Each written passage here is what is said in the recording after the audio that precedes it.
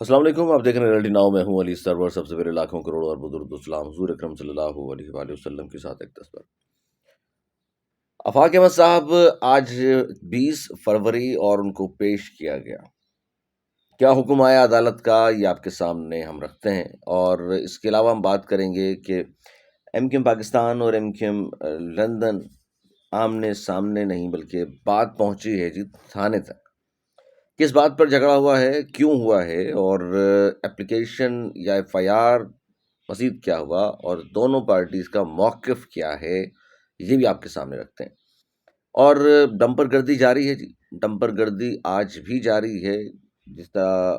مسلسل ہم واقعات سنتے آ رہے ہیں کہ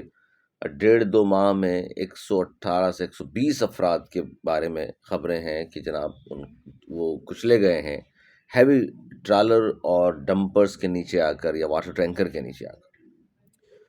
ان کے حوالے سے جب بھی خبر آتی ہے تو کہا جاتا ہے کہ جی یہ ٹریفک حادثات تو معمول کی بات ہے، مطلب غریب کا مرنا معمول کی بات ہے. البتہ پیسے والے کا ڈمپر اگر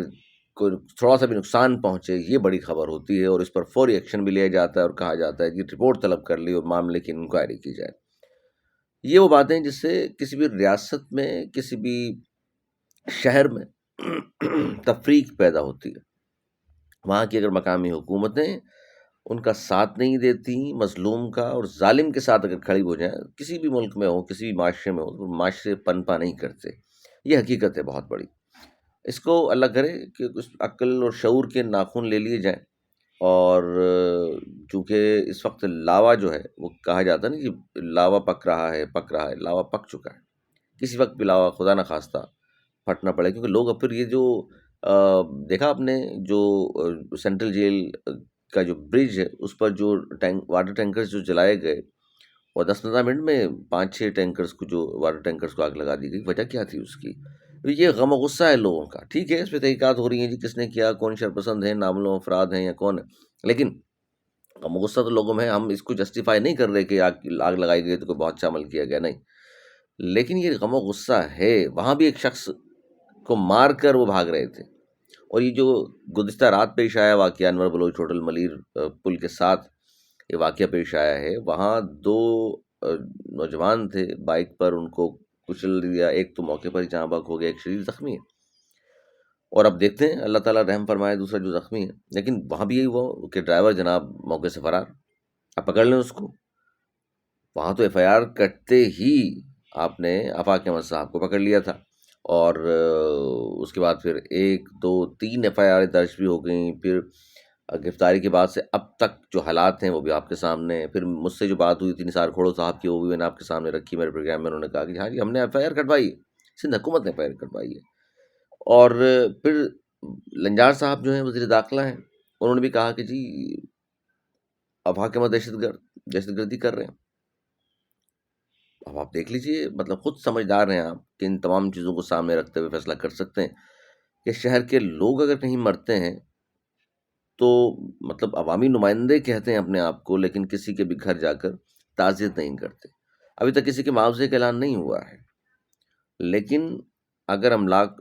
ظاہر ہے جو بڑے لوگ ہیں ان کی گاڑیوں کو نقصان پہنچ جائے تو پھر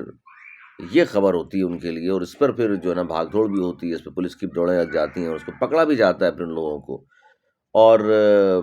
ورنہ تو پھر آپ معلوم ہے ہاتھی گزر جائے کچھ نہیں ہوتا، بعض اوقات کو پکڑ کے بیٹھ جاتے ہیں. لیکن غریب کا ویسے پرسان حال کوئی نہیں. کراچی والوں کا تو ہے ہی نہیں. وجہ اس کی یہ کراچی والوں کو جس نے بھی آواز اٹھائی ہے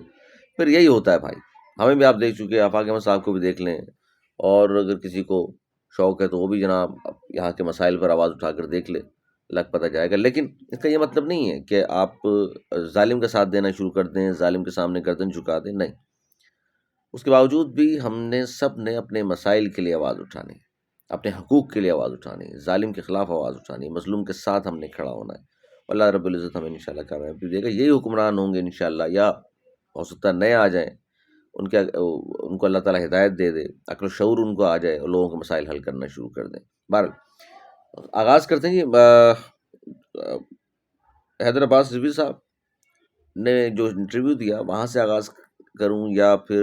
رضا ہارون کی کچھ چیزیں اور سامنے آئیں وہاں بات کروں، یا خالد مقبول صدیقی صاحب جس طرح ان کا ایک پوڈ کاسٹ سامنے آیا اور جس میں وہ لتاڑ رہے ہیں اپنے ہی کچھ لوگوں کو، جس طرح وہ ان پر تنقید کر رہے ہیں، کہتے ہیں جی لڑائی نہیں ہو رہی، اختلافات نہیں ہیں، ان کا پوڈ کاسٹ سن لیجئے اور پتہ چل جائے گا وہ کس کے خلاف مسلسل بات کر رہے ہیں اور یہ بتا رہے ہیں بلکہ پیغام انہوں نے دے دیا ہے اس طرح کی باتیں کر کے کہ جناب جو بھی خواب دیکھ رہے ہیں، جو بھی خواب دیکھ رہے ہیں کہ جی وہ ان کی جگہ بیٹھ جائیں گے، تو فی الحال تو وہ کہیں جا بھی نہیں رہے، اور پیغام بھی دے دیا ہے انہوں نے کہ ان کو ان کے بارے میں وہ کیا سوچتے ہیں۔ اور حیدر بازوی صاحب جو ہیں پرانے ایم کیو ایم کے ہیں، اور وہ انہوں نے بھی ایک انٹرویو دیا اور فرمایا ہے جناب کہ وہ بھی ظاہر ہے وہ جب بات کرتے ہیں ان سے بانی متحدہ کے حوالے سے تو پھر اپنے حیران ہو ایم کیو پاکستان کے لوگوں پر، ایک طرف تو انہوں نے چھوڑ دیا ان کو، اور دوسری جانب جو ہے وہ بیچ بیچ میں ہمدردی کا اظہار بھی کرتے ہیں، بیچ بیچ میں کہہ بھی رہے ہیں۔ اچھا، ایم کیو پاکستان کے بہت سارے رہنما یہ کہتے ہیں کہ جی بانی متحدہ کا کراچی میں نہ ووٹ بینک ہے نہ سپورٹ بینک ہے، وہ قصہ پارینہ ہو گئے، وہ ماضی کا حصہ ہو گئے۔ راؤ صدیقی صاحب پہلے سامنے آئے نجی محفلوں میں، تو بہت سارے لوگ اور بھی کہتے ہیں، لیکن حیدر عباس رضوی صاحب نے بھی یہ کہا ہے، ان سے جب سوال کیا گیا کہ جناب ان کے بڑے بینر آج کل آویزاں ہو رہے ہیں کراچی میں، بڑی چاکنگ ہو رہی ہے، تو انہوں نے کہا دیکھیے کراچی میں ان کا ووٹ بینک سپورٹ بینک تو ہے، اس میں تو دو رائے نہیں ہے، حیدر عباس رضوی صاحب کے الفاظ ہیں، اور وہ کوشش بھی کر رہے ہیں، اور لیکن انہوں نے کہا یہ سبجیکٹ جو ہے سیاسی نہیں ہے، ریاست کے حوالے سے سبجیکٹ ہے، تو انہوں نے فیصلہ کرنا ہے۔ اس کا مطلب یہ سب جو ہے اب انتظار کر رہے ہیں کہ جی ریاست فیصلہ کر دے، یعنی ریاست یا تو بالکل صاف کہتے ہیں کہ جی ان پر پابندی کبھی نہیں اٹھے گی، یا ریاست نے اگر لچک دکھا دی اور معافی قبول کر لی گئی، کیونکہ بہت سارے لوگ کہہ رہے ہیں جی خان صاحب سے مذاکرات ہو رہے ہیں، ان سے بات پوچھی جاتی ہے، حالانکہ 9 مئی اور 26 نومبر جیسے واقعات جو کیے انہوں نے، اور ڈٹائی سے اس میں معافی مانگنے کو بھی تیار نہیں، تو اس سے آپ مذاکرات کر رہے ہیں تو پھر ان کو بھی ایک دفعہ معافی دے کے دیکھ لیں، جس سے میں نے کہا تھا رؤف صدیقی صاحب نے تو کہا کہ جلدی کر لیں یہ چیزیں، تو پھر یہ لوگ سارے کہاں کھڑے ہو گئے جو آج یہ کہہ رہے ہیں کہ جن کا ووٹر بھی ہے سپورٹر بھی ہے کراچی میں ہے، تو پھر یہ لوگ کہاں کھڑے ہوں گے، کس کے ساتھ کھڑے ہوں گے؟ کیا پھر بھی ایم کیو ایم پاکستان کے ساتھ کھڑے ہوں گے، یا ان کے ساتھ کھڑے ہو جائیں گے، یا باہر چلے جائیں گے، یا کوئی نئی سیاست شروع کر لیں گے، جس طرح کچھ لوگ پیپلز پارٹی میں چلے گئے ہیں، یہ لوگ بھی وہیں چلے جائیں گے، کیا ہوگا؟ یہ وہ مستقبل کا سوال ہے۔ چلے آگے چلتے ہیں اور بات کرتے ہیں جو ایم کیو ایم لندن اور ایم کیو ایم پاکستان کے لوگوں کے درمیان لڑائی ہوئی ہے شاہ فیصل کالونی میں۔ ایم کیو ایم بانی متحدہ نے کے کہنے پر ایک مہم شروع کی گئی کراچی میں، جو ہم پڑھ رہے تھے، دیکھا ہم نے سوشل میڈیا پر بھی کہ جناب وہ ٹوکن مہم کہہ لیجیے، 1 روپیہ چندہ مہم شروع کی گئی، اور لانڈی، کورنگی، بنس روڈ، لیاقت آباد، دیگر علاقوں میں، اور لوگوں نے چندہ دے رہے ہیں، 1 روپیہ ٹوکن منی رکھی گئی ہے،